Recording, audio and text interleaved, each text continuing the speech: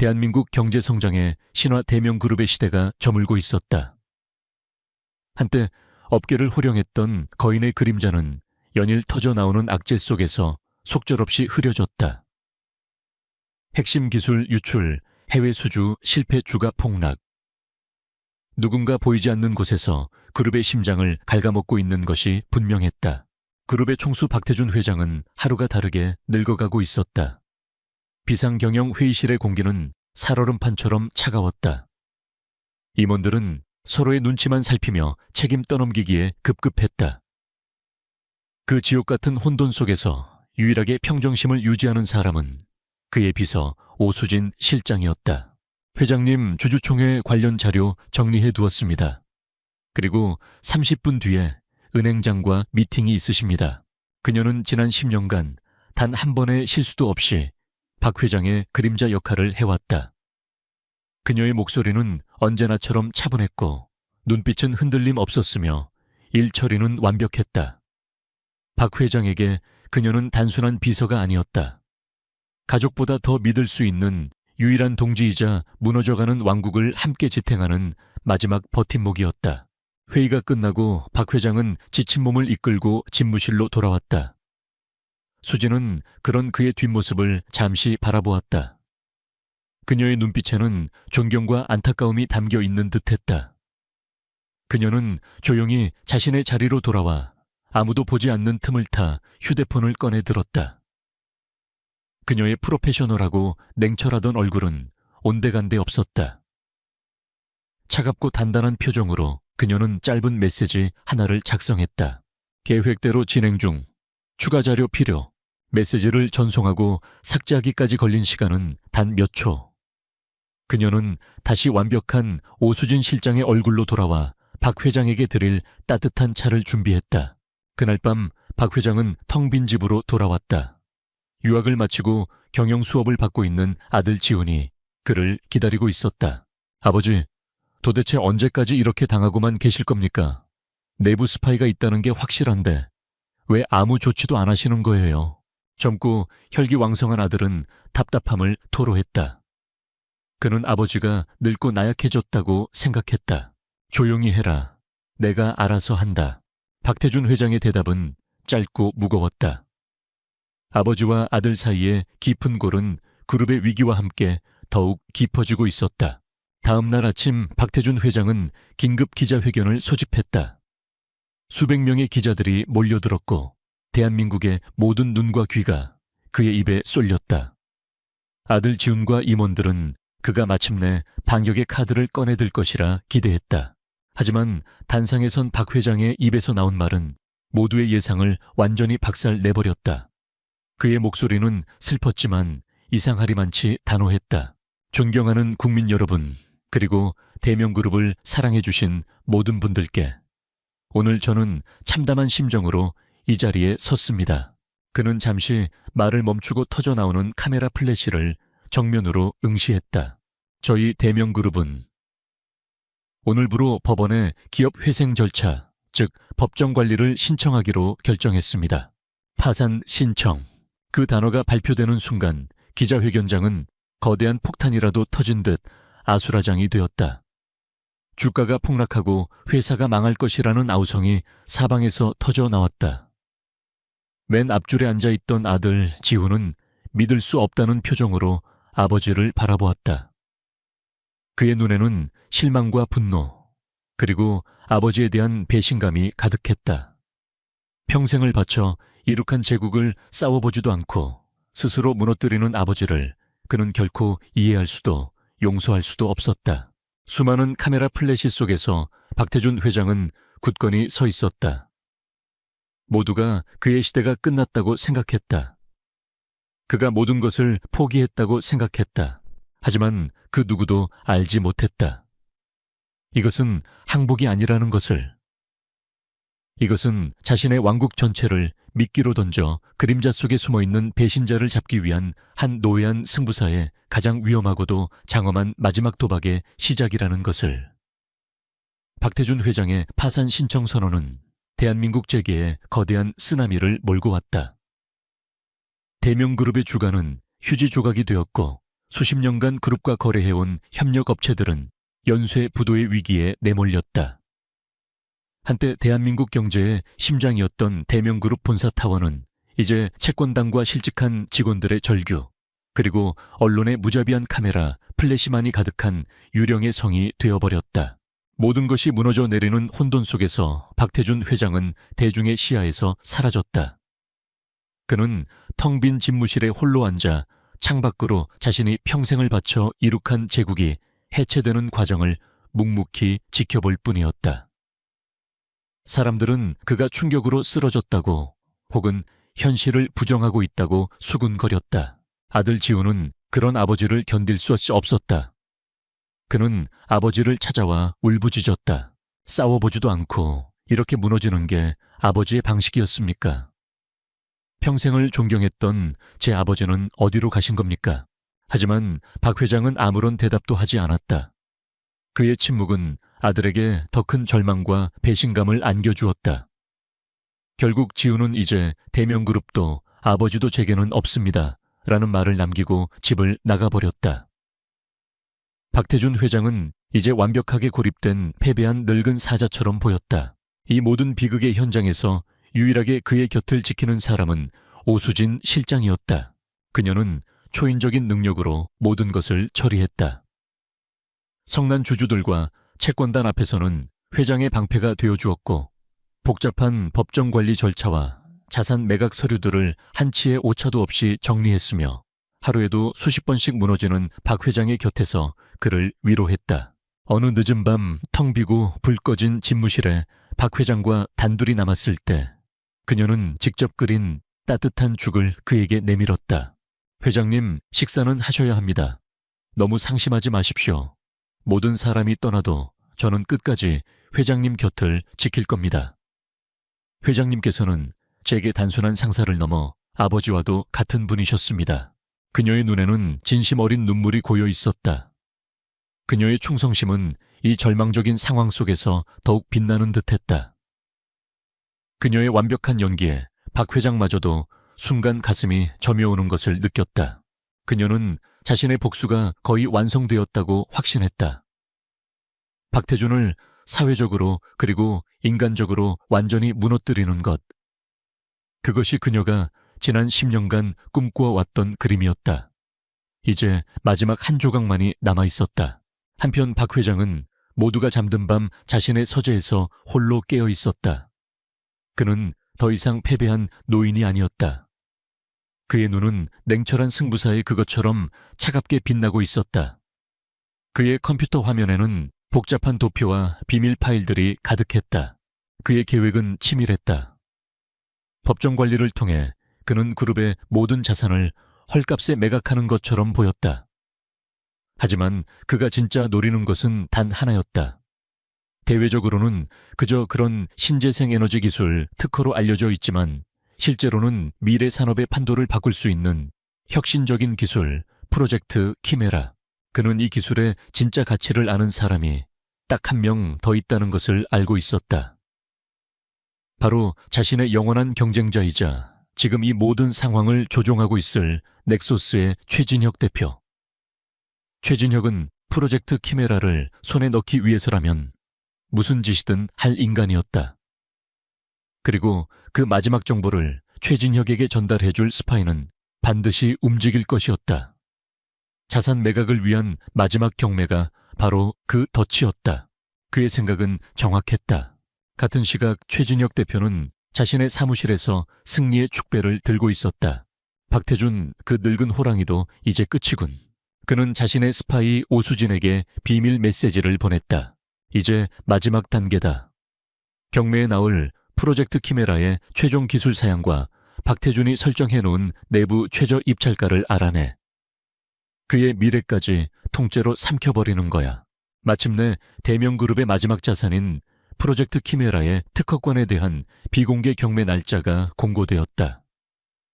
그것은 대명그룹의 사망 선고나 다름없었다. 박 회장은 마지막 정리를 한다며 오수진을 집무실로 불렀다. 그는 프로젝트 키메라의 기밀 데이터가 담긴 암호화된 USB를 그녀에게 건넸다. 그의 눈빛은 신뢰와 슬픔으로 가득 차 있었다. 이게 우리 그룹의 마지막 유산 1세 오 실장. 자네 손으로 깔끔하게 마무리해주게. 경매 절차에 필요한 데이터니 법정관리인 측에 잘 전달해주게나. 네, 회장님, 염려 마십시오. 오수진은 비장한 표정으로 USB를 받아들었다.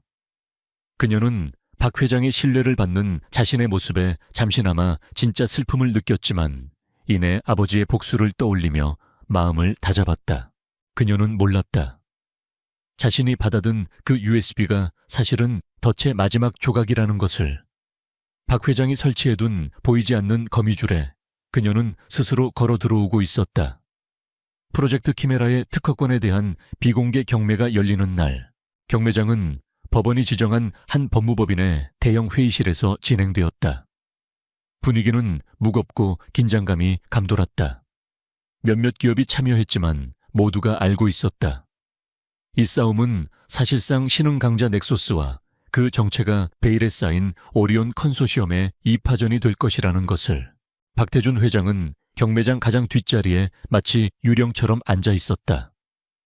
그의 패배한 듯한 모습은 한때 재계를 호령했던 제왕의 초라한 마지막을 보여주는 듯 했다. 아들 지우는 차마 그 모습을 볼 수 없어 경매에 참석하지 않았다. 넥소스의 최진혁 대표는 승리자의 여유를 만끽하며 가장 앞자리에 앉아 있었다. 그는 경멸과 동정이 섞인 눈으로 박태준 회장을 흐깃 쳐다보았다. 늙은 호랑이의 시대는 끝났다. 이제 사냥은 자신의 몫이었다. 경매가 시작되었다. 프로젝트 키메라 특허권 시작가 5천억 원입니다. 경매사의 말이 떨어지기 무섭게 최진혁이 손을 들었다. 6천억. 그러자 곧바로 오리온 컨소시엄 측에서 받아쳤다. 7천억, 8천억, 1조. 가격은 순식간에 조 단위를 넘어섰다. 최진혁의 얼굴에서 여유가 조금씩 사라지기 시작했다. 오리온 컨소시엄의 자금력은 그의 예상을 뛰어넘고 있었다. 그는 이 경매에서 이기기 위해 모든 것을 걸었다. 하지만 키메라의 진짜 가치를 생각하면 여기서 물러설 수는 없었다. 그는 마지막 정보가 필요했다. 박태준이 법정관리인 측에 제시한 내부 최저 입찰가. 그 가격만 알면 단일 원이라도 더 높은 가격을 불러 이길 수 있었다. 그는 테이블 밑으로 몰래 휴대폰을 꺼내 단 하나의 메시지를 보냈다. 지금 마지막 데이터. 같은 시각 텅 비어버린 대명그룹의 회장 비서실. 오수진은 홀로 남아 마지막 서류 작업을 하고 있었다. 그녀의 휴대폰이 짧게 진동했다. 최진혁의 메시지였다. 그녀의 얼굴이 차갑고 단단하게 굳었다. 지난 20년간 그녀를 지탱해온 복수의 마지막 순간이 다가오고 있었다. 그녀는 며칠 전 박태준 회장이 직접 건넸던 프로젝트 키메라의 기밀 데이터가 담긴 USB를 자신의 컴퓨터에 꽂았다. 화면에는 수많은 파일들이 나타났다. 그녀의 심장은 이상하리만치 차분했다. 아버지의 회사가 무너지고 온 가족이 길거리로 나앉았던 그날의 절망과 분노가 그녀의 피를 차갑게 식히고 있었다. 그녀는 암호를 입력하고 샤이머라 리저브 프라이스라는 이름의 마지막 암호화 파일을 열었다. 그리고 그 안에 담긴 데이터를 최진혁에게 보내기 위한 보안 서버로 전송했다. 전송 버튼을 누르는 그녀의 입가에 희미한 미소가 걸렸다. 끝났다. 박태준의 모든 것은 이제 끝났다. 한편 경매장 근처의 한 오피스텔. 박태준 회장은 경매장에는 없었다. 그는 작은 감시실처럼 꾸며진 방 안에서 노트북 화면을 응시하고 있었다. 그의 눈은 더 이상 패배한 노인의 눈이 아니었다. 그것은 먹잇감을 기다리는 매의 눈이었다. 그의 노트북 화면에는 복잡한 코드로 이루어진 추적 프로그램이 실행되고 있었다. 그가 오수진에게 건넨 USB는 단순한 저장 장치가 아니었다. 그것은 스파이를 잡기 위해 그가 직접 설계한 트로이의 목마였다. 파일이 열리고 특정 데이터가 외부로 전송되는 순간 그 컴퓨터의 모든 정보와 웹캠 영상까지 이곳으로 전송되도록 설계되어 있었다. 그는 자신의 오랜 라이벌이었던 한 부회장을 의심하고 있었다. 그가 스파이일 것이라고 거의 확신하고 있었다. 바로 그때 화면에 경고창이 떴다. 파일 접근, 데이터 전송 완료. 그리고 화면 한쪽에 작은 창 하나가 열리며 실시간 웹캠 영상이 나타났다. 박태준 회장의 숨이 멎었다. 그의 심장이 쿵하고 바닥으로 떨어졌다. 화면 속에 있는 얼굴은 그가 의심했던 부회장의 얼굴이 아니었다. 그것은 지난 10년간 자신의 그림자처럼 곁을 지켰던 그가, 딸처럼 아꼈던 오늘 아침에도 자신의 건강을 염려하며 따뜻한 차를 건넸던 그의 비서 오수진의 얼굴이었다. 그의 손이 가늘게 떨리기 시작했다. 분노가 아니었다. 그것은 영혼이 부서져 내리는 듯한 깊고 시린 배신감이었다. 회사가 무너지는 것은 그의 계획된 전략이었다. 하지만 지난 10년간 쌓아온 신뢰가 무너지는 것은 그의 영혼에 가해진 진짜 죽음이었다. 같은 시각 경매장, 최진혁 대표의 휴대폰에 마지막 데이터가 도착했다. 그의 얼굴에 탐욕스러운 미소가 번졌다. 그는 승리를 확신하며 당당하게 경매 패드를 들어 올렸다. 1조 5천억, 그것은 경매의 끝을 알리는 외침이었다. 카메라는 승리에 도취된 최진혁의 얼굴과 모니터에 비친 배신자의 얼굴을 보며 완전히 무너져 내린 박태준 회장의 얼굴을 교차해서 보여준다. 덫은 작동했고 스파이는 모습을 드러냈다. 하지만 그 승리는 처절한 패배의 맛을 하고 있었다. 경매가 끝났다는 소식이 전해졌다. 넥소스의 최진혁 대표가 프로젝트 키메라를 포함한 대명그룹의 마지막 자산을 모두 낙찰받았다. 언론은 세대교체, 신흥강자의 완벽한 승리라며 떠들어댔다. 박태준의 시대는 공식적으로 막을 내렸다. 박태준 회장은 오피스텔의 감시실에 홀로 앉아 있었다. 그의 눈은 더 이상 경매 결과나 뉴스 속보를 보고 있지 않았다. 그는 자신의 노트북 화면에 떠있는 한 여자의 얼굴만을 뚫어지게 응시하고 있었다. 오수진. 그의 수족이자 그의 딸이었으며 그의 배신자. 화면 속 그녀는 자신의 임무를 완수했다는 듯 차갑고 만족스러운 표정으로 컴퓨터를 정리하고 있었다. 박 회장은 분노보다 더 깊은 영혼이 갈갈이 찢기는 듯한 상실감을 느꼈다. 그는 조용히 전화기를 들었다. 경찰이 아니었다. 대명그룹 빌딩의 보안팀이었다. 아무도 회장 비서실에 들여보내거나 오수진 실장이 건물을 빠져나가지 못하게 막아 그는 직접 가야만 했다. 이 잔인한 연극의 마지막 막을 자신의 손으로 직접 내려야만 했다. 박 회장이 텅 비어버린 대명그룹 본사 로비로 들어섰을 때 그는 마치 폐허가 된 성으로 돌아온 늙은 왕 같았다. 복도에 걸린 그룹의 화려했던 역사와 자신의 젊은 시절 사진들이 이제는 비웃음처럼 느껴졌다. 그는 엘리베이터를 타고 자신의 왕국이었던 가장 높은 층으로 향했다. 회장 집무실의 문은 살짝 열려 있었다. 그 안에서 오수진이 그의 개인적인 물품들을 상자에 담고 있었다. 마지막까지 완벽한 충신의 연기를 하기 위해서였다. 그녀는 박 회장이 들어서는 것을 보고 안타깝다는 표정을 지으며 다가왔다. 회장님, 어쩐 일이십니까? 경매는 끝났다고 들었습니다. 몸은 괜찮으신지요? 박 회장은 아무 말 없이 그녀를 지나쳐 자신의 낡은 책상으로 걸어갔다. 그는 자신의 휴대폰을 꺼내 방금 전 자신이 캡처해둔 웹캠 화면을 그녀의 눈앞에 내밀었다. 화면 속에는 데이터를 전송하며 차가운 미소를 짓고 있는 그녀 자신의 얼굴이 선명하게 담겨 있었다. 오수진의 얼굴에서 모든 표정이 순식간에 사라졌다. 완벽하게 유지되던 충성스러운 비서의 가면이 산산조각 났다. 그녀의 얼굴은 처음에는 경악과 공포로, 그리고 이내 모든 것을 포기한 듯한 차가운 체념으로 바뀌었다. 그녀는 자신이 잡혔다는 것을 알았다. 박 회장의 목소리는 갈라져 있었다. 그것은 분노의 외침이 아니었다. 배신당한 영혼의 나직한 신음이었다. 왜 그랬나, 수진아. 그는 처음으로 그녀를 오 실장이 아닌 수진아라고 불렀다. 그 친근한 호칭이 지금 이 순간에는 그 어떤 비난보다도 더 날카로운 칼이 되어 그녀의 심장을 찔렀다. 10년이야. 내가 자네를 어떻게 믿었는데 왜? 오수진은 잠시 침묵하더니 이내 고개를 들었다. 그녀의 눈에서는 더 이상 존경심을 찾아볼 수 없었다. 그 자리에는 20년간 묵혀온 차가운 증오만이 이글거리고 있었다. 10년이라고 하셨습니까, 회장님? 그녀가 차갑게 웃었다. 저는 당신을 위해 20년을 준비했습니다. 그녀는 자신의 진짜 이야기를 시작했다. 20년 전 그녀의 아버지는 작지만 혁신적인 섬유 기술을 가진 중소기업의 사장이었다. 하지만 그때 무자비한 확장 정책을 펼치던 젊은 시절의 박태준과 대명그룹이 나타났다. 대명그룹은 가격 덤핑 특허 소송, 핵심 인력 빼가기 등 모든 수단을 동원해 그녀 아버지의 회사를 처참하게 짓밟았다. 당신에게는 그저 스쳐 지나가는 수많은 경쟁사 중 하나였겠죠. 당신의 제국을 위한 작은 희생양. 하지만 저에게는 제 아버지였고 제 가족이었고 제 세상 전부였습니다.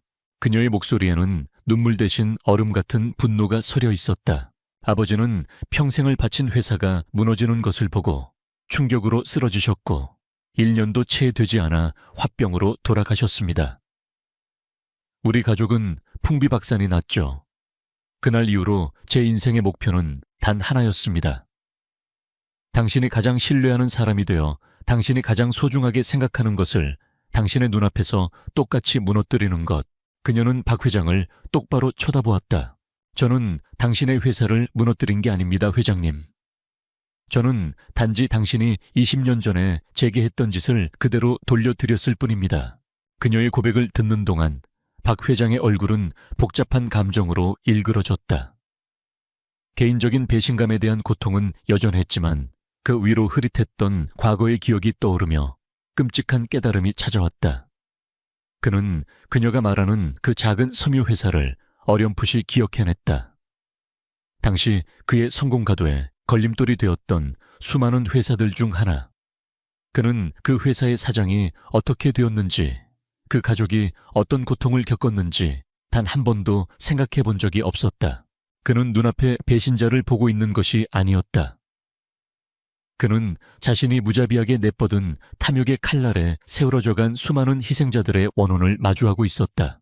박 회장은 더 이상 그녀를 비난할 수 없었다. 그는 피해자였지만 동시에 이 모든 비극을 만들어낸 가해자이기도 했다. 가해자와 피해자의 역할이 기괴하게 뒤섞인 이 잔인한 현실 앞에서 그는 할 말을 잃었다.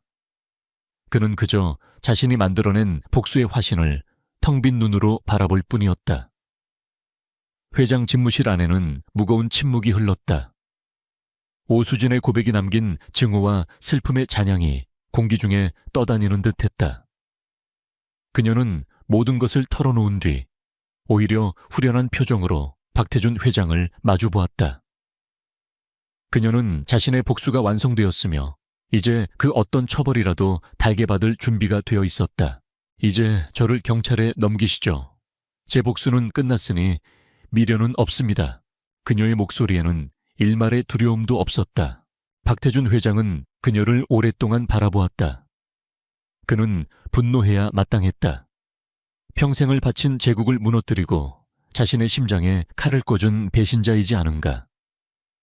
그는 전화기 한 통으로 그녀의 남은 인생을 감옥에서 썩게 만들 수 있었다. 그것이 당연한 수순이었다. 하지만 그는 그러지 않았다.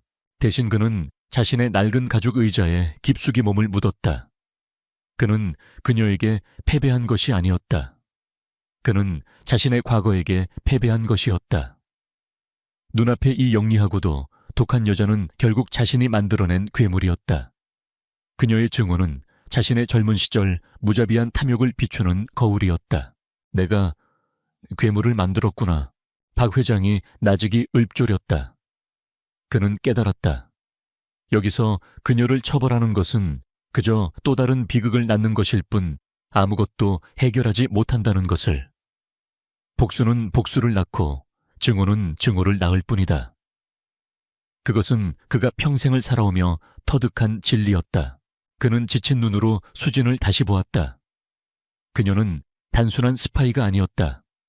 지난 10년간 대명그룹의 그 누구보다도 유능하고 헌신적이었던 인재였다. 비록 그 동기가 복수심이었을지라도 그녀의 능력만큼은 진짜였다.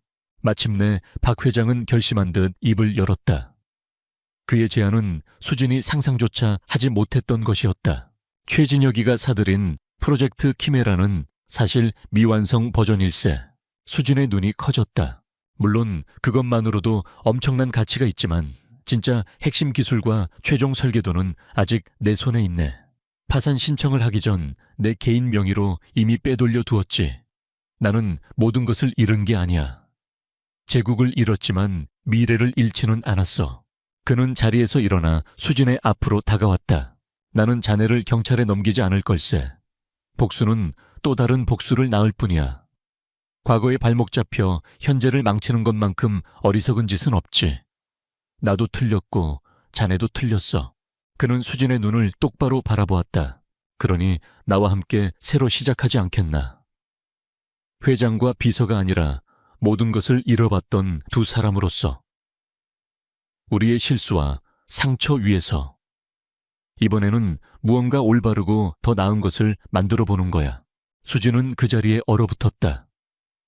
그녀의 인생을 지배했던 증오와 복수심이라는 거대한 기둥이 이 예기치 못한 용서와 제안 앞에서 와르르 무너져 내리는 것을 느꼈다. 그녀는 평생을 이 남자를 파멸시키기 위해 살아왔는데 그는 이제 그녀에게 함께 미래를 만들자고 하고 있었다. 이것은 그녀의 복수극에 존재하지 않았던 시나리오였다. 그녀는 아무 대답도 하지 못했다. 1년 뒤 서울의 한 지식산업센터에 위치한 작은 사무실. TJ 파트너스라는 간판이 걸려 있었다. 박태준의 태와 오수진의 진을 딴 이름이었다. 사무실 안나이가 들어 이제는 평범한 노인처럼 보이는 박태준과 예전의 차가움 대신 한결 부드러워진 표정의 오수진이 새로운 기술의 설계도를 보며 열띤 토론을 벌이고 있었다. 그들은 더 이상 상사와 부하 직원이 아니었다. 서로의 실수를 누구보다 잘 아는 동등한 파트너였다. 그들의 관계는 여전히 조금 어색했고 과거의 상처가 완전히 아문 것은 아니었다. 하지만 그들의 눈에는 복수가 아닌 미래를 향한 희망이 담겨 있었다. 복수는 오직 폐허만을 남긴다. 그러나 용서는 아무리 고통스러울지라도 새로운 것을 지을 수 있는 유일한 토대가 된다. 무너진 제국의 잿더미 위에서 상처 입은 두 영혼은 과거를 되풀이하는 대신 다른 미래를 만들기로 선택했다. 그리고 그것이야말로 아마도 진정한 의미의 승리였을 것이다. 서울의 겨울바람은 유독 살을 내는 듯했다. 낡은 가로등 불빛만이 희미하게 길을 밝히는 마포구의 어느 뒷골목 12살 소년 김민주는 얇디얇은 외투 자락을 여미며 쉴 새 없이 몸을 떨었다. 사흘이었다. 마지막으로 제대로 된 음식을 입에 넣은 것이 까마득한 옛날처럼 느껴졌다. 텅 빈 위장은 비명을 지르다 못해 이제는 아예 뒤틀리는 고통으로 존재감을 드러내고 있었다. 소년의 시선은 골목 어귀에 자리한 작은 식당에 고정되어 있었다. 평온식당. 낡고 빛바랜 간판이었지만 그 이름과 달리 식당 안에서 새어나오는 따스한 불빛과 구수한 음식 냄새는 민준에게 지독한 유혹이었다. 창문 너머로 보이는 사람들은 행복해 보였다. 김이 모락모락 피어오르는 국밥을 앞에 두고 두런두런 이야기를 나누는 가족 퇴근길에 들러 소주잔을 기울이는 지친 직장인들. 그들 모두가 민준이 사는 세상과는 전혀 다른 아득히 먼 세계의 사람들 같았다. 꿀꺽. 마른 침이 절로 넘어갔다. 식당 주방 쪽 환풍구에서 흘러나오는 돼지국밥 냄새는 거의 고문이었다. 굶주림은 소년의 이성을 조금씩 마비시키고 있었다. 두려움보다 허기가 더 컸다. 여기서 이대로 얼어 죽거나 아니면 뭐라도 해야 했다. 민준의 머릿속에서 위험한 생각이 싹트기 시작했다. 주방 뒤쪽 식자재를 잠시 놓아두는 작은 공간이 눈에 들어왔다. 어두컴컴해서 잘 보이지 않는 곳, 어쩌면 민준은 몇 번이고 망설였다. 그러면 안 된다는 것을 머리로는 알고 있었다. 할머니는 늘 말씀하셨다. 아무리 배가 고파도 남의 것을 탐해서는 안 된다고. 하지만 할머니는 이제 세상에 없었다. 차가운 세상에 홀로 남겨진 소년에게 할머니의 가르침은 허기진 배를 채워주지 못했다. 결심이 서자 민주는 고양이처럼 몸을 낮춰 식당 뒤편으로 향했다. 심장이 미친 듯이 방망이질 쳤다. 들키면 어떡하지? 매를 맞을까? 아니면 경찰서에 끌려갈까? 온갖 무서운 상상이 머릿속을 스쳐 지나갔지만 소년의 발걸음은 멈추지 않았다. 주방 뒷문은 다행히 살짝 열려 있었다. 안에서 들려오는 다그락거리는 그릇소리와 사람들의 말소리가 민준의 심장을 더욱 조였다. 그는 최대한 소리를 죽여 문틈으로 안을 살폈다. 주방 아주머니가 잠시 홀 쪽으로 나간 사이 선반 위에 놓인 하얀 찐빵 한 무더기가 눈에 들어왔다. 김이 모락모락 피어오르는 세상에서 가장 맛있어 보이는 찐빵이었다. 바로 저거다. 민주는 더 이상 생각할 겨를도 없이 안으로 손을 뻗었다. 차가운 겨울 공기와는 대조적으로 손끝에 닿는 찐빵의 온기는 거의 황홀할 지경이었다. 뜨끈하고 말랑한 감촉. 소녀는 재빨리 찐빵 2개를 집어 품 안에 숨겼다. 성공했다는 안도감과 함께 죄책감이 파도처럼 밀려왔다. 빨리 이곳을 벗어나야 했다. 그때였다. 거기 누구야? 등 뒤에서 날카로운 목소리가 심장을 꿰뚫었다. 민주는 그 자리에 얼어붙었다. 온몸의 피가 차갑게 식는 것 같았다. 천천히, 아주 천천히 고개를 돌렸다. 젊은 남자 종업원이 눈을 동그랗게 뜨고 자신을 노려보고 있었다. 너 이 자식 도둑질하는 거냐? 종업원의 고함 소리에 식당 안의 모든 소음이 거짓말처럼 멎었다. 식사를 하던 손님들의 시선이 일제히 이쪽으로 쏠렸다. 수군거리는 소리, 놀란 표정, 경멸의 눈빛. 그 모든 것이 비수가 되어 민준의 가슴에 박혔다. 소녀는 품 안에 숨긴 찐빵을 부서져라 꽉 쥔 채 그저 고개만 푹 숙였다. 발가락부터 머리끝까지 온몸이 사시나무처럼 떨려왔다. 이제 모든 것이 끝장이라고 생각했다. 이놈 봐라, 배고픈 건 딱하지만 도둑질은 나쁜 거야. 사장님, 여기 좀도둑이 들었어요. 종업원이 민준의 팔을 거칠게 잡아 끌었다. 소녀는 저항할 힘도 없이 질질 끌려 식당 홀 중앙으로 나왔다. 밝은 불빛 아래 남루한 옷차림과 잔뜩 겁에 질린 얼굴이 고스란히 드러났다. 창피해서 죽을 것만 같았다. 눈물이 핑 돌았지만 울음조차 터져 나오지 않았다. 그 순간 주방 안쪽에서 중년의 남자가 걸어 나왔다. 희끗희끗한 머리카락에 선한 눈매를 가진 남자. 바로 평온식당의 주인 박영수 씨였다. 그는 소란스러운 상황을 잠시 둘러보더니 이내 겁에 질려 떨고 있는 민준에게 시선을 고정했다. 모두가 주인의 입에서 나올 말을 기다렸다. 당장 경찰에 신고하라는 호통이 터져 나올 것이라 예상했다. 하지만 박 사장의 반응은 모두의 예상을 완전히 빗나갔다. 그는 화를 내기는커녕 오히려 안쓰러운 표정으로 민준을 바라보았다. 그는 거칠게 아이를 붙잡고 있는 종업원에게 조용히 말했다. 됐다. 그만하거라. 애 놀라겠다. 그리고는 민준에게로 천천히 다가왔다. 소녀는 이제 곧 뺨이라도 맞을까 싶어 눈을 질끈 감았다. 하지만 그의 뺨에 닿은 것은 거칠지만 따뜻한 손길이었다. 박 사장은 소년의 머리를 부드럽게 쓰다듬으며 나직이 물었다. 많이 배가 고팠구나, 얘야. 질책이 아닌 이해와 연민이 담긴 목소리. 민주는 그 한마디에 참고 있던 눈물샘이 터져버릴 것 같았다. 고개를 들 용기가 나지 않았다. 박 사장은 민준의 품에서 떨어질 듯 위태롭게 붙들려 있던 찐빵을 보았다. 그는 아무 말 없이 소년의 손을 잡고 식당 구석에 비어있는 테이블로 이끌었다. 그리고는 주방을 향해 소리쳤다. 여기 돼지국밥 특으로 하나 뜨끈하게 말아다 주게. 밥도 꾹꾹 눌러 담고. 민주는 어안이 벙벙했다. 자신이 뭘 들은 건지 이해할 수 없었다. 도둑질을 한 자신에게 밥을 준다고 주변 손님들도 종업원도 모두 놀란 표정으로 두 사람을 바라볼 뿐이었다. 박 사장은 멍하니 서 있는 민준의 어깨를 가볍게 눌러 의자에 앉혔다. 곧이어 김이 모락모락 피어오르는 돼지국밥 한 그릇이 테이블 위에 놓였다. 뽀얀 국물 위로 파가 송송 썰려 있었고 두툼한 고기가 푸짐하게 들어있었다. 평생 이렇게 맛있어 보이는 음식은 처음이었다. 박 사장은 맞은편에 앉아 아무 말 없이 소년을 바라보았다. 그저 따뜻하고 깊은 눈으로. 민주는 떨리는 손으로 수저를 들었다. 여전히 상황 파악이 되지 않았지만 눈앞의 국밥은 현실이었다. 첫 숟갈을 입에 넣는 순간 뜨거운 국물이 식도를 타고 내려가며 꽁꽁 얼어붙었던 몸과 마음을 녹여주었다. 며칠 만에 느껴보는 음식의 온기였다. 민주는 허겁지겁 국밥을 먹기 시작했다. 누가 뺏어 가기라도 할 것처럼 고개를 쳐박고 정신없이 숟가락질을 했다. 뜨거운 국물과 밥알, 그리고 자신도 모르게 흐르는 눈물이 뒤섞여 짠맛이 났다. 그날 밤 시린 겨울밤의 뒷골목에서 한 소녀는 생애 가장 따뜻한 찐빵보다 더 뜨거운 국밥 한 그릇을 마주하고 있었다. 그것은 단순한 음식이 아니었다.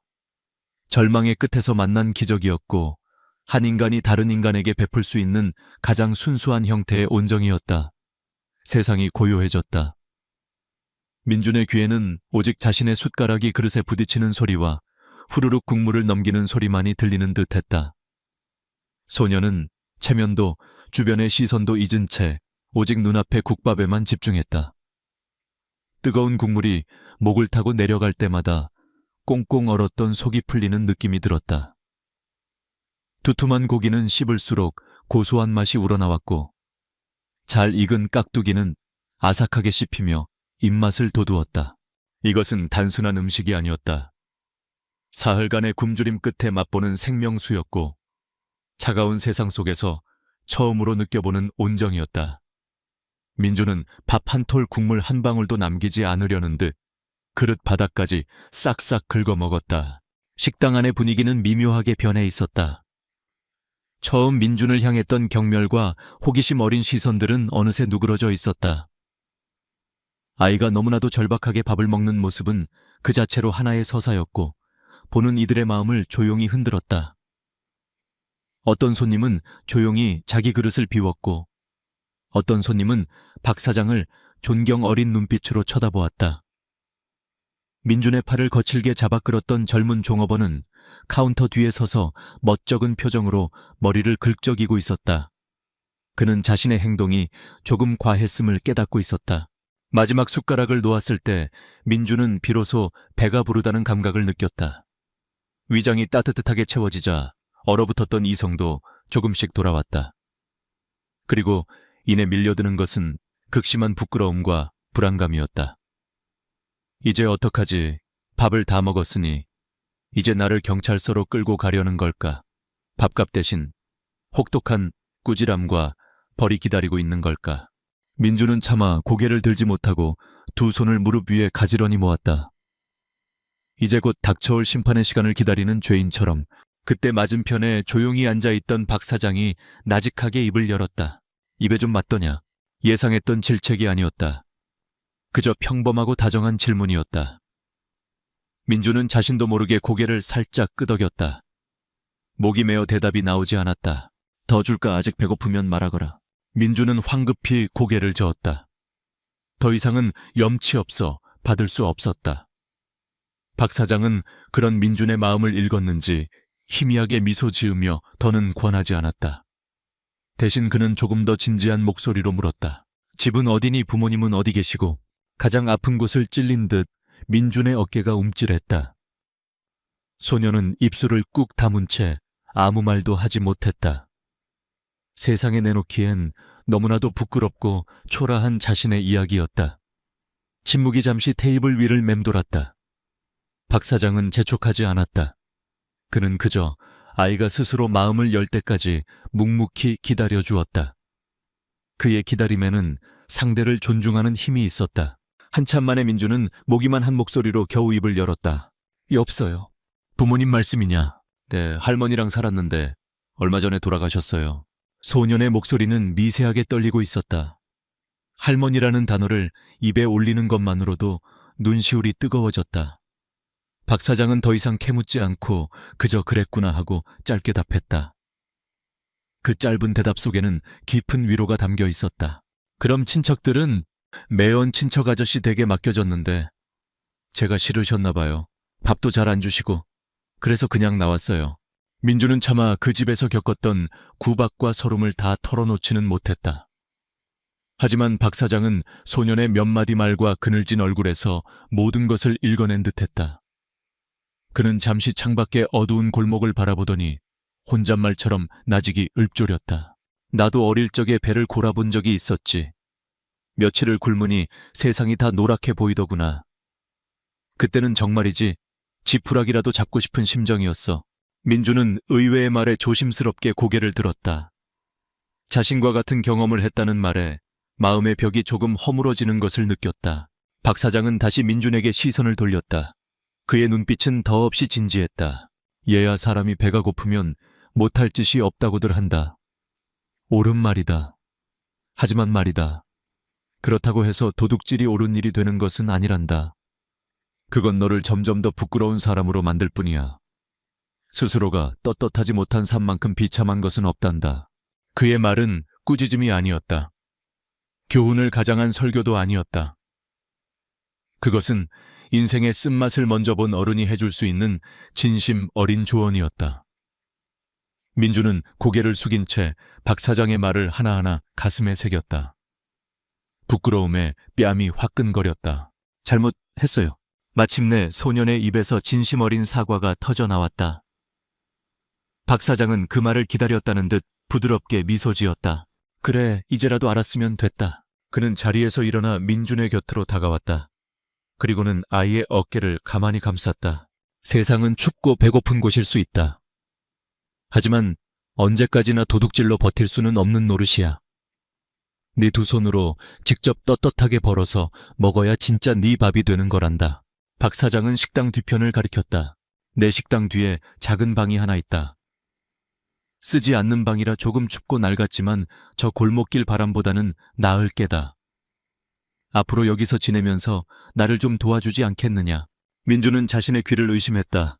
방금 무슨 말을 들은 거지? 일 하라고. 제가 뭐려? 일이야 많지. 설거지도 해야 하고 가게 청소도 해야 하고 채소도 다듬어야지. 그 대가로 내가 하루 세끼 따뜻한 밥과 잠잘 곳을 주마. 어떠냐? 그것은 민준이 감히 상상조차 해본 적 없는 제안이었다. 안전한 잠자리 따뜻한 세끼 식사. 그리고 무엇보다도 동량이나 자선이 아닌 대가를 치르고 얻는 기회. 자신의 힘으로 살아갈 수 있는 기회. 그것은 잃어버렸던 소년의 자존심을 다시 세워주는 제안이었다. 민주는 아무 말도 하지 못하고 그저 눈만 크게 뜬 채 박 사장을 바라보았다. 눈앞에 이 사람은 누구일까? 왜 생판 처음 보는 그것도 자신의 가게에서 물건을 훔친 도둑에게 이런 호의를 베푸는 걸까? 박 사장은 그런 민준의 눈을 들여다보며 잔잔히 말했다. 나는 내 눈 속에서 아직 죽지 않은 자존심을 보았다. 굶주림에 잠시 길을 잃었을 뿐 넌 나쁜 아이가 아니야. 내가 사람 하나는 제대로 본단다. 그러니 나를 믿고 너 자신을 한번 믿어보거라. 그 순간 민준의 눈에서 뜨거운 눈물 한 방울이 툭 하고 떨어졌다. 그것은 서러움의 눈물이 아니었다. 부끄러움의 눈물도 아니었다. 그것은 감사함이었고 구원이었다. 캄캄한 절망의 터널 속에서 한 줄기 빛을 만난 감격의 눈물이었다. 소녀는 자리에서 벌떡 일어나 박 사장을 향해 허리를 깊이 숙였다. 감사합니다. 정말 감사합니다, 사장님. 열심히 하겠습니다. 뭐든지 시켜만 주세요. 절대로 실망시켜드리지 않겠습니다. 목소리는 잔뜩 잠겨 있었지만 그 안에 담긴 결의는 그 어떤 말보다도 단단하고 굳건했다. 박 사장은 소년의 등을 두드리며 만족스러운 미소를 지었다. 식당의 희미한 불빛 아래 낡은 식탁을 사이에 두고 한 늙은 주인과 한 어린 소년의 약속이 조용히 맺어지고 있었다. 그것은 계약서도 증인도 없는 약속이었지만 그 어떤 법적인 계약보다도 강력한 마음과 마음으로 맺어진 신성한 약속이었다. 그날 밤 평온식당의 처마 밑에서 한 소년의 인생이 송두리째 바뀌고 있었다. 그날 밤 민주는 생전 처음으로 자신만의 공간을 갖게 되었다. 식당 뒤편의 작은 창고를 개조한 방은 낡고 비좁았다. 벽에서는 희미한 곰팡이 냄새가 났고 작은 창문으로는 골목에 희미한 불빛만이 새어 들어왔다. 하지만 거리의 차가운 아스팔트 위에서 신문지를 덮고 자던 소년에게 이곳은 세상 그 어떤 궁전보다도 아늑한 성이었다. 박 사장이 내어준 낡지만 깨끗한 이불은 햇볕 냄새가 났고 민주는 그 안에 몸을 파묻자마자 깊은 잠에 빠져들었다. 몇 달 만에 처음으로 그는 위협이나 굶주림에 대한 걱정 없이 편안하게 잠들 수 있었다. 다음 날 새벽 민주는 주방에서 들려오는 달그락거리는 소리에 잠이 깼다. 허둥지둥 일어나 밖으로 나가자 박 사장이 벌써 커다란 솥에 육수를 붓고 있었다. 그를 본 박 사장은 온화하게 웃으며 말했다. 일어났느냐, 오늘부터 네가 할 첫 번째 일이다. 그는 빗자루를 민준의 손에 쥐어주었다. 가게 문을 열기 전에 바닥을 깨끗하게 쓸어야 한다. 손님들이 식사하는 곳이니 먼지 하나 없어야 하느니라. 구석구석 의자 밑까지 정성을 다해서 쓸어야 해. 가장 작은 일이라도 마음을 다해 하면 그 일이 가장 중요한 일이 된단다. 민주는 그 말을 가슴에 새기며 빗자루를 꽉 쥐었다. 처음 해보는 일이라 서툴렀다. 빗질은 엉성했고 먼지는 이리저리 날리기만 했다. 하지만 소녀는 포기하지 않았다. 박 사장의 말대로 의자 다리 밑과 문틈까지 몇 번이고 쓸고 또 쓸었다. 한참의 시간이 흐른 뒤 식당 바닥은 제법 깨끗해졌다. 자신의 노력으로 무언가를 해냈다는 생각에 민준의 가슴 속에서 작은 뿌듯함이 싹 텄다. 평온식당에서의 하루는 그렇게 시작되었다. 민준의 주된 업무는 산더미처럼 쌓이는 그릇을 닦는 일이었다. 점심과 저녁 시간이 되면 쉴 틈도 없이 그릇들이 밀려 들어왔다. 뜨거운 물에 손이 퉁퉁 불었고 허리는 끊어질 듯 아팠다. 처음 며칠 동안은 너무 힘들어 밤마다 앓는 소리를 냈다. 실수로 그릇을 놓칠 뻔한 아찔한 순간도 여러 번이었다. 하지만 민주는 불평하지 않았다. 고된 노동의 끝에는 언제나 김이 모락모락 피어오르는 따뜻한 밥이 기다리고 있었기 때문이다. 박 사장은 언제나 민준을 가장 먼저 챙겼다. 그는 민준의 밥그릇에 가장 맛있는 고기, 반찬을 올려주며 말했다. 많이 먹어둬야 힘을 쓰지. 일하는 사람이 잘 먹어야 하는 법이다. 민준을 좀도둑이라며 윽박질렀던 젊은 종업원 태호도 처음에는 쌀쌀맞게 굴었지만 민준이 묵묵히 제 몫을 다하는 모습을 보며 조금씩 마음을 열었다. 그는 툴툴거리면서도 설거지하는 요령을 알려주기도 하고 힘들어하는 민준에게 슬쩍 시원한 물 한 잔을 건네기도 했다. 그렇게 민준은 조금씩 평온식당의 일부가 되어갔다. 박 사장의 가르침은 단순히 식당 일에만 국한되지 않았다. 그는 민준의 인생 전체를 보살피는 멘토였다. 어느 날 오후 한가한 시간에 민준이 식당 구석에서 낡은 신문을 더듬더듬 읽는 것을 본 박 사장이 조용히 다가왔다. 그를 잘 모르느냐? 민준은 얼굴이 빨개져 고개를 끄덕였다. 할머니가 가르쳐 주신 덕에 자기 이름은 쓸 줄 알았지만 복잡한 글자를 읽는 것은 어려웠다. 박 사장은 아무 말 없이 밖으로 나가더니 1시간쯤 뒤에 낡은 초등학교 국어책과 공책 몇 권을 사가지고 돌아왔다. 배를 채우는 것도 중요하지만 머리를 채우는 것은 네가 스스로 바로 서게 해줄 게다. 오늘부터 내가 그를 가르쳐주마. 그날 이후 평온식당의 조용한 오후는 민준의 교실이 되었다. 박 사장은 국밥을 삶는 틈틈이 민준에게 글자를 가르쳤다. 처음에는 자신의 이름 석자를 쓰는 것부터 시작했다. 박 사장은 인내심을 가지고 민준이 삐뚤빼뚤한 글씨를 쓸 때마다 칭찬을 아끼지 않았다. 민준은 스펀지가 물을 빨아들이듯 글을 배웠다. 세상의 모든 것이 새롭게 보이기 시작했다.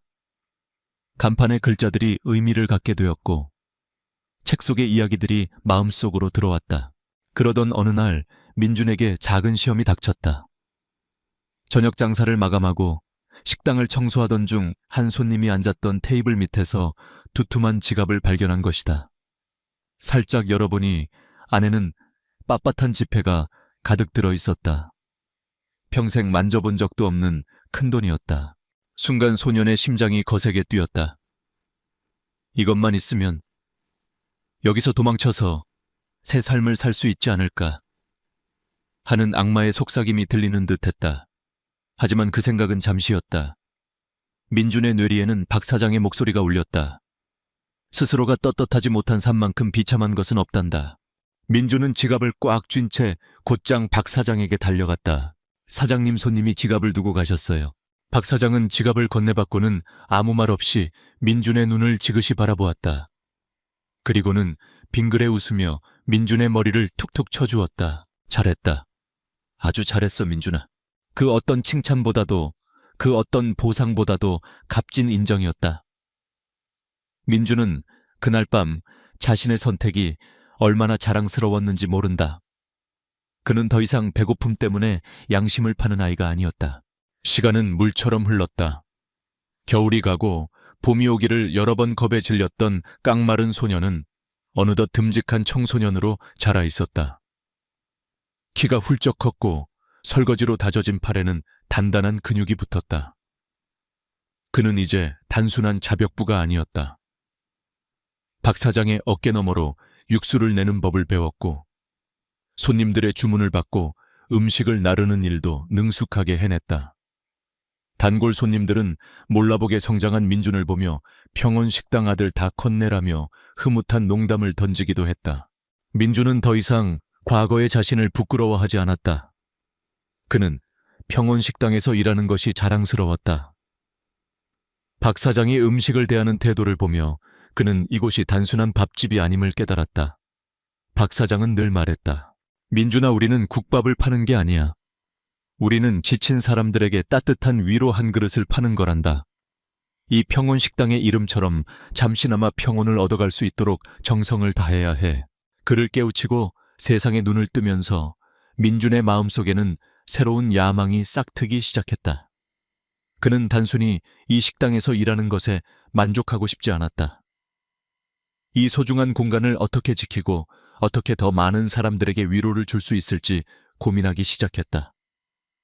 그는 밤늦게 박 사장이 낡은 주판으로 계산하는 장부를 호기심 어린 눈으로 들여다보곤 했다. 어느덧 민준이 18살이 된 가을 저녁이었다. 마지막 손님까지 돌아간 뒤 민준은 가게 앞 처마 밑에서 박 사장과 나란히 서서 밤하늘을 보고 있었다. 박 사장이 낡은 평온식당 간판을 올려다보며 혼잣말처럼 말했다. 이곳도 이제 많이 낡았구나. 세월이 야속해. 그의 목소리에는 쓸쓸함이 묻어 있었다. 그 말을 들은 민준은 이전과는 다른 단단하고 깊어진 눈빛으로 간판을 올려다보며 대답했다. 사장님, 제가 꼭 지켜낼 겁니다. 그것은 어린 소년의 치기, 어린 다짐이 아니었다.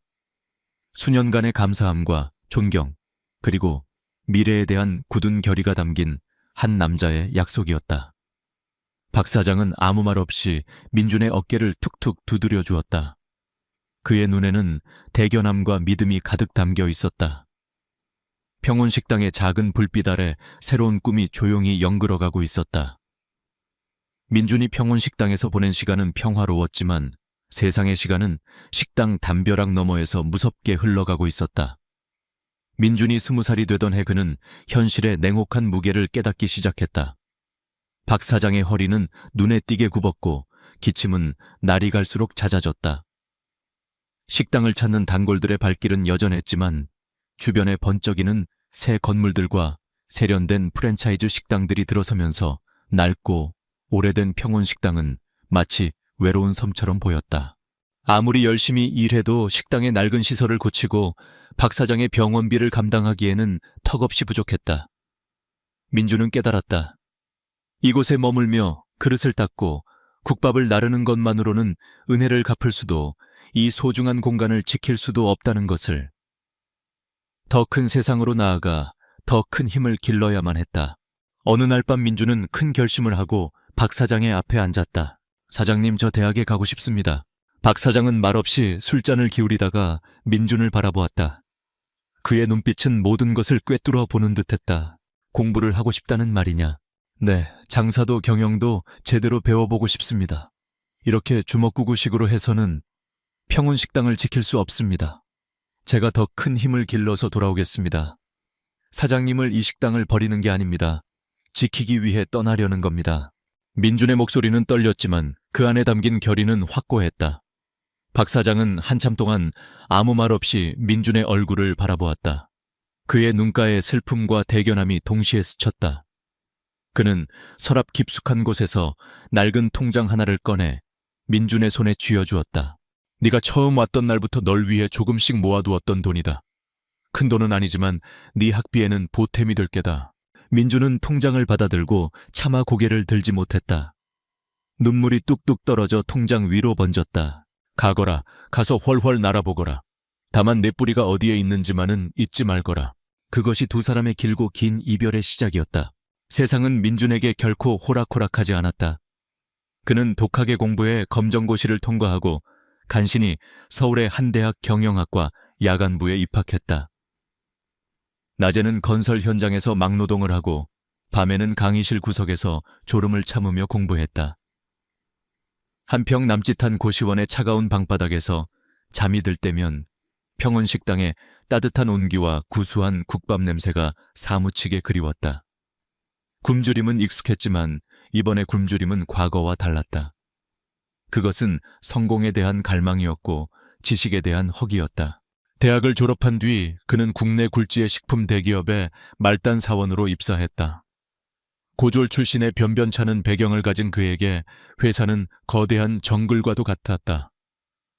동기들은 그를 무시했고 상사들은 그의 의견에 귀를 기울이지 않았다. 하지만 민주는 포기하지 않았다. 그는 박 사장에게서 배운 대로 가장 작은 일에도 마음을 다했다. 다른 사람들이 무시하는 꾸준히 일을 도맡아 했고 밤을 새워가며 시장 조사를 하고 보고서를 작성했다. 그의 무기는 성실함과 정직함, 그리고 사람의 마음을 읽는 진심이었다.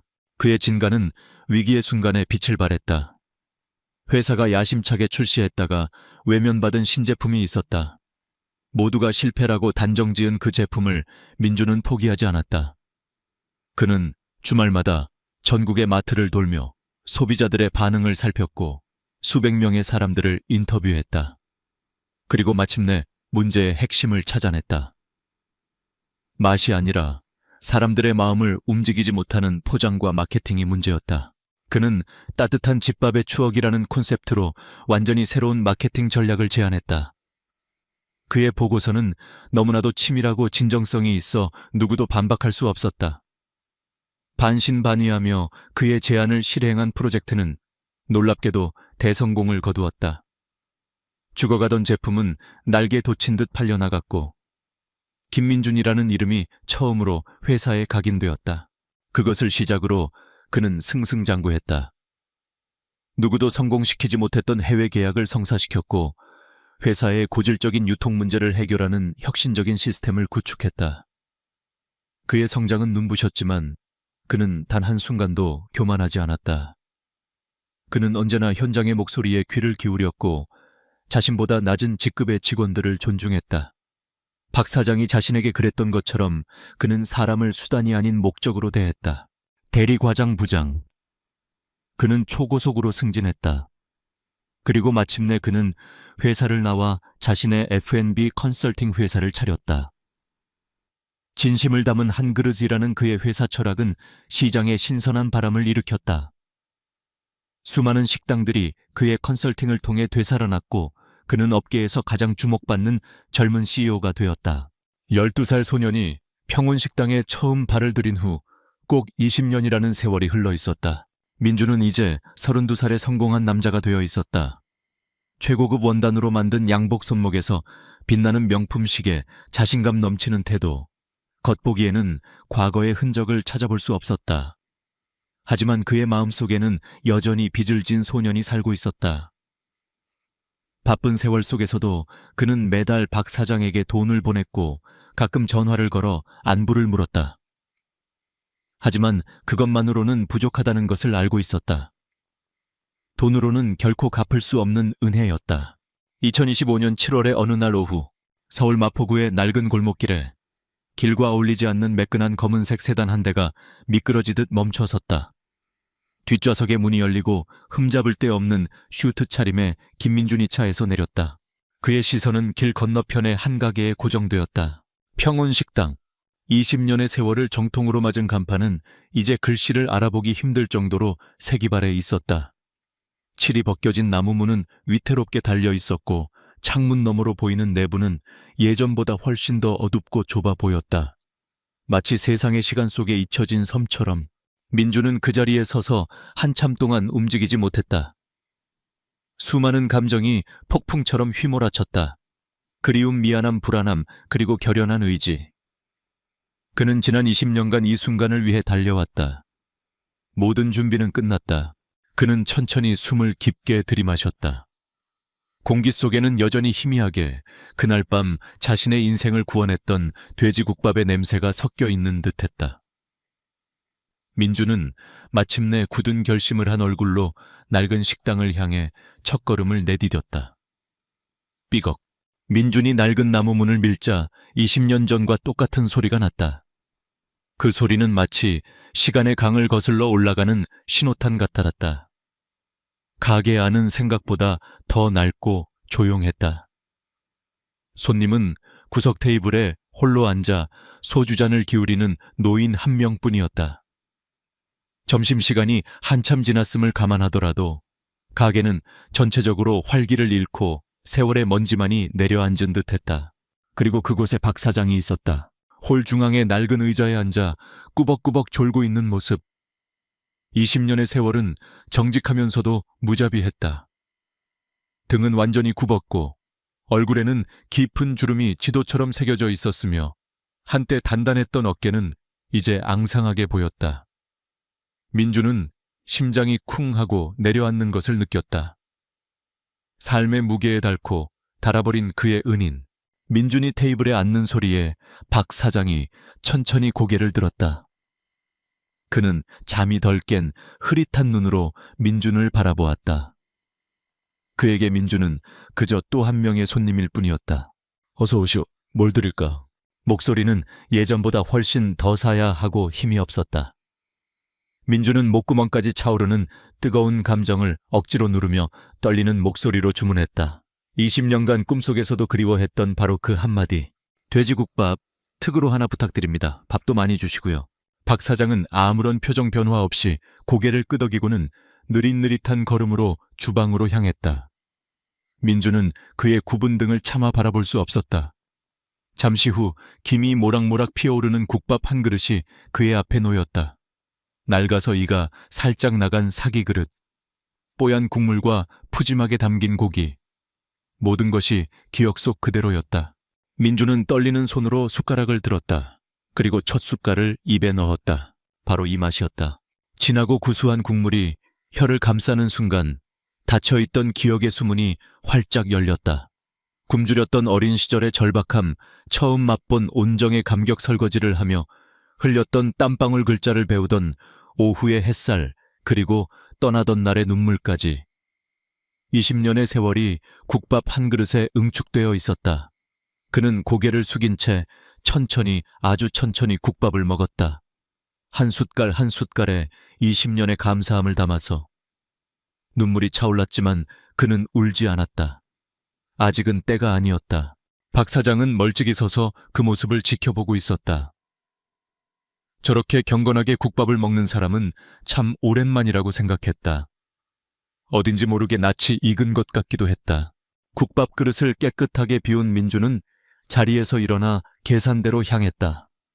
그는 최고급 법인 카드를 꺼내 박 사장 앞에 놓았다. 잘 먹었습니다, 사장님. 맛이 예전과 똑같습니다. 박 사장은 무심하게 고개를 끄덕이며 낡은 계산기를 두드리려 했다. 그 순간 민준이 결심한 듯 입을 열었다. 사장님, 혹시 20년 전에 찐빵을 훔치다 걸렸던 배고픈 아이를 기억하십니까? 박 사장의 손이 허공에서 멈췄다. 그의 눈이 처음으로 흐릿한 초점을 벗어나 민준의 얼굴에 정확히 꽂혔다. 그는 눈앞에 이 번듯한 신사를 샅샅이 훑어보았다. 잘 다려진 양복 반듯한 머리 자신감 넘치는 태도. 하지만 그의 눈, 깊고 진지하며 어딘가 슬픔과 감사를 동시에 담고 있는 그 눈빛만큼은 낯이 익었다. 겁에 질려 떨면서도 결코 꺾이지 않았던 그 어린 소년의 눈빛, 시간이 멈춘 듯한 정적. 박 사장의 눈이 서서히 커졌다. 그의 입술이 파르르 떨렸다. 혹시 민준이냐? 그 한마디에 민준의 눈에서 기어이 뜨거운 눈물이 흘러내렸다. 그는 더 이상 참을 수 없다는 듯 고개를 세차게 끄덕였다. 네, 사장님, 저예요. 민준이 돌아왔습니다.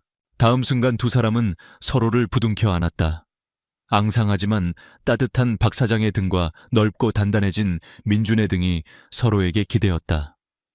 말은 없었지만 그 포옹 속에는 20년의 세월과 그리움 감사함이 모두 담겨 있었다. 한참 뒤 감정을 추스른 민준은 자신의 서류 가방에서 두툼한 폴더 하나를 꺼냈다. 사장님, 저는 단지 돈을 갚으러 온 게 아닙니다. 저는 약속을 지키러 왔습니다. 그는 폴더를 열어 박 사장 앞에 펼쳐 보였다. 그 안에는 평온식당 재건축 프로젝트라고 적힌 설계도와 사업 계획서가 들어 있었다. 여길 다시 지을 겁니다. 낡고 초라한 모습이 아니라 깨끗하고 현대적이면서도 사장님의 온기가 그대로 살아있는 공간으로요. 하지만 이게 전부가 아닙니다. 민주는 계획서의 다음 장을 넘겼다. 그곳에는 재단법인 평온이라는 글자가 선명하게 적혀 있었다. 새로워진 평온식당 체인에서 나오는 수익금으로 재단을 만들 겁니다. 저처럼 가정의 보살핌을 받지 못하고 거리로 내몰린 아이들에게 따뜻한 밥과 공부할 기회를 주는 재단입니다. 사장님, 더 이상 배고픔 때문에 도둑질을 하는 아이가 없어야 합니다. 사장님의 국밥 한 그릇이 저 한 명을 살리셨습니다. 이제 그 온정이 수천 수만 명의 아이들을 살리게 될 겁니다. 박 사장은 아무 말도 하지 못했다. 그는 떨리는 손으로 설계도를 계획서를 쓸어보았다. 그의 눈에서는 눈물이 하염없이 흘러내렸다. 자신이 무심코 베풀었던 작은 친절이 이렇게 거대하고 아름다운 결실이 되어 돌아올 줄은 꿈에도 상상하지 못했다. 이것은 돈으로 환산할 수 없는 시간을 초월한 선물이었다. 그날 저녁 해가 뉘엿뉘엿 지고 세상이 황금빛으로 물들 무렵 민준과 박 사장은 낡은 식당 앞에 나란히 서 있었다. 그들의 머리 위로는 색바랜 평온식당 간판이 걸려 있었지만 그들의 손에는 새로운 미래를 약속하는 청사진이 들려 있었다. 20년 전 한 그릇의 국밥은 단순히 한 아이의 배를 채운 것이 아니었다. 그것은 절망의 땅에 심겨진 하나의 희망 씨앗이었다. 그 씨앗은 모진 비바람을 견디고 20년의 세월을 거쳐 이제 수많은 이들에게 그늘과 양식을 나누어줄 거대한 숲이 될 준비를 하고 있었다. 세상에서 가장 위대한 투자는 바로 이런 것이다. 아무런 대가도 바라지 않고 건넨 한 줌의 친절. 그것만이 시간을 이기고 세대를 넘어 무한한 이자를 남기는 유일한 것임을 평온식당의 따스한 불빛이 조용히 증명하고 있었다.